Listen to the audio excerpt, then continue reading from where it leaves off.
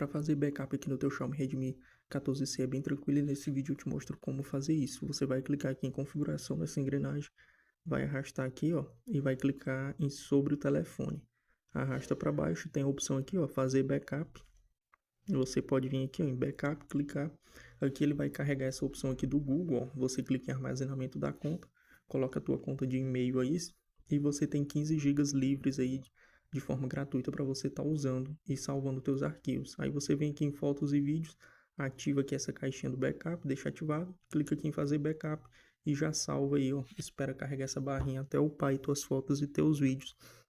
Agora, se você tiver mais vídeos aí, né, muitos vídeos, mais do que 15 GB, eu aconselho você passar aí para um computador, tá salvando aí num HD externo para não perder seus arquivos. Aí é só esperar, ó, caso você for usar o Drive, você espera essa barrinha completar e vai estar sendo feito aí o backup, beleza? Deixa o like e compartilha essa dica.